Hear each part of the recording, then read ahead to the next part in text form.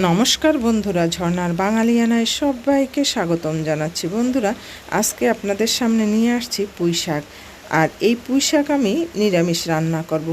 আর তার জন্য আমি এখানে পুঁই শাক নিয়েছি পুরো কেটে ধুয়ে পরিষ্কার করে, আর সাথে নিয়েছি মিষ্টি কুমড়া, আলু আর কাঁচামরিচ। বন্ধুরা, এবার চলুন রান্না করে ফেলি। যে যেখানে বসে আমার এই রেসিপিটা দেখছেন সবাইকে বলবো, ভালো লাগলে অবশ্যই লাইক দিবেন। আর কাছে দূরে যে যেখানে বসে দেখছেন সবাইকে স্বাগতম জানাচ্ছি। বন্ধুরা, আমার এই রেসিপিটা যদি আপনাদের ভালো লেগে থাকে তাহলে লাইক, শেয়ার, সাবস্ক্রাইব করতে ভুলবেন না।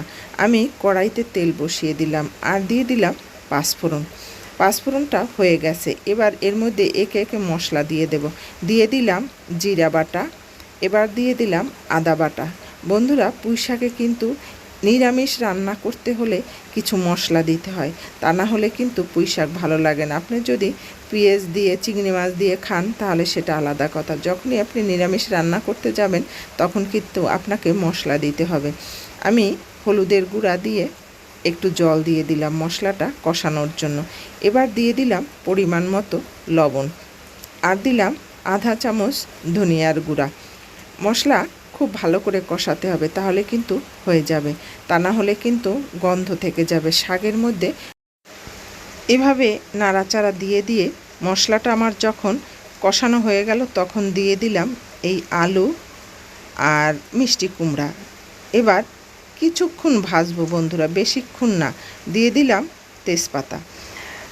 আপনারা একটু যখন ভাজা ভাজা হয়ে যাবে তখনই কিন্তু এর মধ্যে শাক দিয়ে দিলে হবে। আর ভাজা না হলে কিন্তু দেয়া যাবে না, তাহলে কিন্তু আর ভালো লাগবে না। নিরামিষ তরকারি একটু হিসাব করে রান্না করতে হয়। বন্ধুরা, এবার আমি পুঁই শাকগুলো দিয়ে দেব। আর আমার এখানে প্রায় অনেকগুলো পুঁই শাক আছে, আমি সবটাই এভাবে দিয়ে দেব।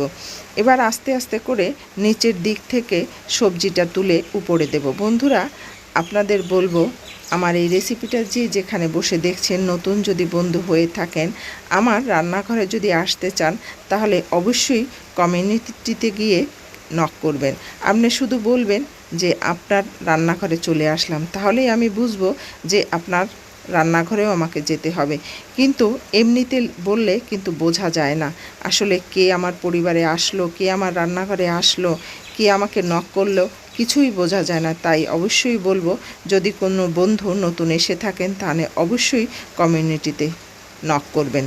আমার পুঁই শাকটা ঢেকে দিয়েছিলাম, এবার আবার একটু নাড়াচাড়া দিয়ে দেখছি। আসলে পুঁই শাক কিন্তু হতে একটু সময় লাগে, সেই জন্য আপনাকে ঢাকনা দিয়ে দিয়েই করতে হবে। যেহেতু বর্ষার দিনের পুঁই শাক অনেক লম্বা লম্বা ছিল এই পুঁই শাকগুলো, আর লম্বা লম্বা পুঁই শাকগুলো খেতে কিন্তু দারুণ লাগে, ডাঁটার মতো আসলে চাবাতে খুব ভাল লাগে। সেই জন্য এই ধরনের পুঁই শাক রান্না করতে হলে আপনাকে ঢেকে ঢেকে রান্না করতে হবে। আর যেহেতু নিরামিষ সবজি রান্না করলে একটু জল দিয়ে সিদ্ধ করে নিতে হয়, তাহলে কিন্তু এর টেস্টটা দ্বিগুণ বাড়ে। বন্ধুরা, আবার বলবো, আপনাদের যে যেখানে বসে আমার এই রেসিপিটা দেখছেন, ভালো লাগলে লাইক, শেয়ার, সাবস্ক্রাইব করতে ভুলবেন না। আমার পুঁই শাক কিন্তু হয়ে গেল। এই পুঁই শাকের মধ্যে কিন্তু আমি আর কোনো কিছুই দেব না। এই পর্যন্তই সব। দেখেন আমার রান্নাটা কত সুন্দর হয়েছে, ঝোল ঝোল, পাতলা পাতলা। এই শাকটা খেতে কিন্তু দারুণ। আপনারা যারা নিরামিষ সবসময় খান তারা এভাবে রান্না করে খেয়ে দেখবেন, আসলে দারুণ লাগে। ধন্যবাদ সবাইকে যে যেখানে বসে দেখছেন।